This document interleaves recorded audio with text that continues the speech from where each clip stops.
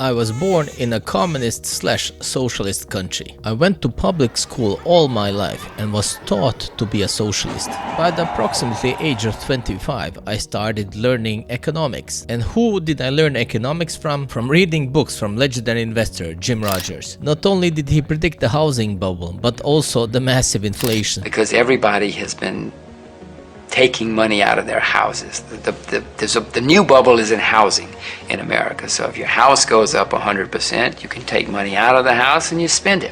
So the reality is we have gone from a stock market bubble, now we have a housing bubble, and when it breaks, whatever causes it to pop, then a lot of people are going to find out, oh my God, you know, not only is my stocks down, my house is down too, and now what do I do?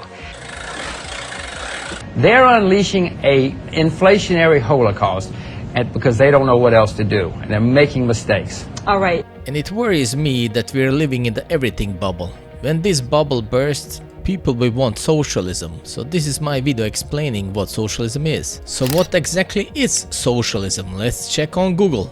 Socialism, social and economic doctrine that calls for public rather than private ownership or control of property and natural resources. So you're thinking, wow, that sounds great. We shouldn't have like private companies owning everything. We should have the government owning everything. Like an important resource like oil, that should be owned by everybody, not just some private companies, right? So let's take a look at one of the biggest oil producers on earth and what happened over there. This latest oil industry output is shocking. Data released by OPEC showed that the country, once the largest exporter of oil in the world, produced around 370,000 barrels per day in June. This is an unbelievable collapse. I mean, we're going back to the production that Venezuela had in the 1930s and in per capita terms to early 20s. So it is really astonishing for a country that has some of the largest oil endowments in the world.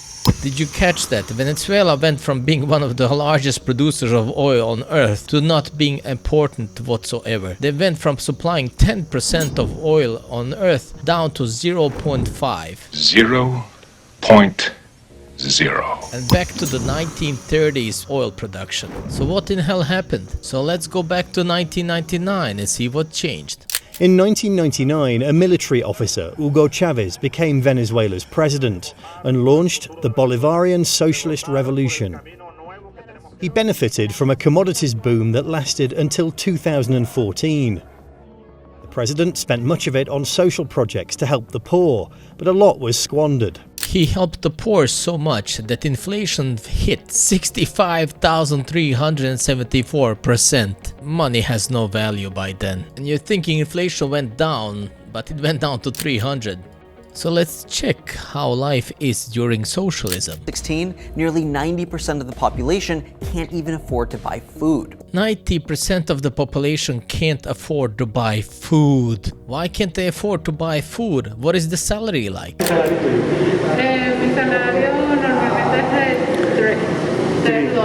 $3. $3 per mes. Y ella gana 30 bolívares mensuales. 30 bolívares, ja, ese es 30 bolívares es 8. $1. $1 semanal. And then you're thinking, wait a second here, there were sanctions against Venezuela. The United States government on Wednesday suspended sanctions on Venezuela. The market always finds around sanctions, so it's not about sanctions. Just look at Russia. Persuasive case as to why socialism is preferable to capitalism. Democratic socialism, right? Yes. $1. $1 semanal. We've got to understand that everybody needs a decent paying job. Mi salario normalmente es $3. That people need healthcare, that people need education. And all over the world, these ideas are taking place. You go to countries in Scandinavia, of course healthcare is a right. So here is his utopia. Danish health minister is saying that these long times are not going away anytime soon. How about the other utopia, Sweden? You have to wait 3 months for an operation. 3 months! Why are the wait lines so long? Because the hospitals are owned by the government and they have no incentive to be effective. They have no reason to be effective because they can't go bankrupt. They're financed by the government. They're gonna get their salary anyway. It's not like a private business that needs to compete with everybody and always provides a good service because they can always go bankrupt. The fear of losing money and bankruptcy is what keeps the private companies competing because they know they would go bankrupt if they ran it like the government. Being a CEO of a company is a huge responsible job because you have so many families and people depending on you. If you mess up and you go bankrupt, people would lose their job. That's why it's extremely stressful and you always compete and try to run your business as efficiently as possible. And bad private companies should go bankrupt. WeWork, once a venture capital darling, has filed for Chapter 11 bankruptcy. The filing marks a stunning reversal for the desk rental giant that was once valued at $47 billion.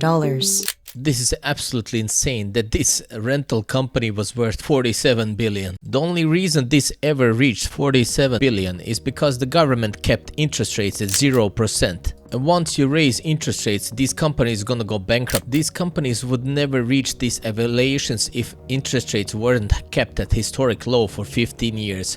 The market has been so distorted that this guy got a $1 billion. $1 billion for not running a company profitably. That's what zero interest rates does. They distort reality. This is all thanks to the government and 0% interest rates. So this darling of Wall Street went bankrupt. What about Spotify being in business for 20 years, never making a profit? Spotify is the world's most popular streaming service, outperforming competitors like Apple Music, YouTube, and with 200 million people paying for the service. 400 million active users. Hasn't made any money and it was founded in 2006. And then we have Tesla. Insanely overvalued. Just look at this graph. This is incredible.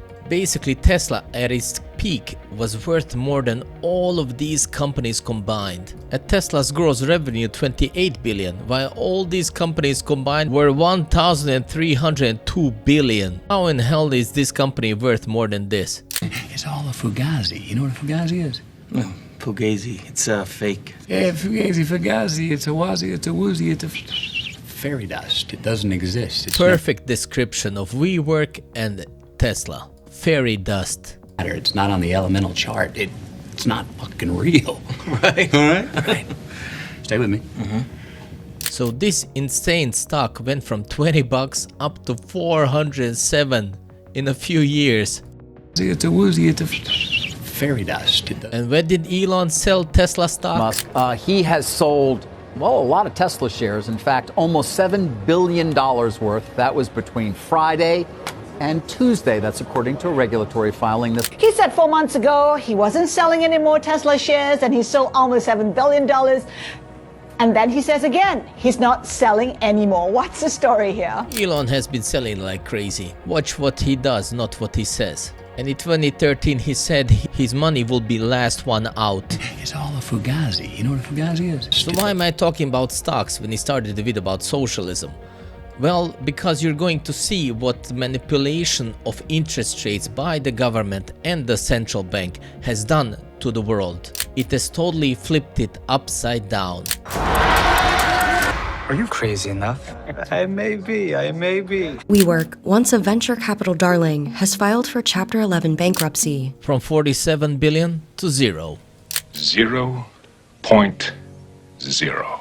And this will show you exactly what happens when the government rules the economy. But they haven't, they've just manipulated interest rates. So socialism means to let the government do what they did to the stock market and the economy. Totally mess it up. You'll have a perfect view of watching what happens when they mess with interest rates. Now imagine the whole economy under their fingerprints. They would mess the whole economy up just as they've messed up interest rates to the stock market and this crazy overvalued companies. It's like the blind leading the blind. I'm right here. Depression and mass employment are not caused by the free market, but by the government interfering in the economy. This was said by Ludwig von Mises. It's literally what we've been seeing with WeWork, Uber, Spotify, all these tech companies. And once they go bankrupt, it will cause mass unemployment because these companies that are total fairy dust companies that never made any money, they were just burning investors' money and government's money. fairy dust. Mises also said the worst evil which mankind ever had to endure was inflicted by bad governments. And the world has had really bad governments for 15 years with historically low interest rates. So if you want your country to be wealthy, rich and prosperous, you should have as little government as possible. Everything should be done by you, the individual. You voluntarily working with everybody around the globe, your neighbors and everyone. The government should only rule the courts, the police and the military. And that's it. Everything else can be done by private organization between you and everybody else. So every time you vote, please don't forget this. The only way we can change the world is we share this knowledge with each other. And you should never forget that socialism means that the government runs everything. Everything. Mises warned us about socialists are all disguised as dictators. The worst thing that can happen to a socialist is to have the country ruled by socialists who are not his friends, because then he would have no power. And even after all of this, you still are a socialist. Well, I should tell you, you should be very careful with your thinking. I used to be a communist, a socialist, because my parents and school taught me to be a socialist, probably same as you. I suggest that you buy a ticket and move to a socialist country a few years, see how life is there. And I'm sure you won't enjoy life where everything's run by the government. You know, like the post office, totally inefficient and useless. Maybe I'm wrong, maybe you would enjoy making this huge salary. $1 semanal. How was it living there before socialism? Oye, Venezuela antes era como un país de Europa, había de todo, llegan los ricos. ¿Por qué pasa? Todo lo agarró ahí, todo puro para ellos, más nada para ellos, puro para ellos, no le inyectan a nadie. Did you read what he said? The government took us by surprise. There's nothing to eat. Ahorita tú para comer aquí en Venezuela, lo que es carne, pollo, huevo, queso, es un lujo. I escaped from my country because the tyranny that we had already there. And you know what? I discovered my country was used as a experiment for what is happening globally right now. This is like a deja vu for me. The once proud and prosperous nation he's referring to, Venezuela, is now a bankrupt and impoverished totalitarian hellhole with people in destitution and misery and starving to death thanks entirely to socialism. So you believe that socialism, communism is just around the corner? No doubt about it. 100%. It is right now. Can you make a simple, persuasive case as to why socialism is preferable to capitalism? Democratic socialism, right? Yes. Okay. Let me... In 2016, nearly 90% of the population can't even afford to buy food. 30 bolívares, yeah, ese es... And you know what's funny? The countries in Scandinavia are not socialists. Here is the Prime Minister of Denmark.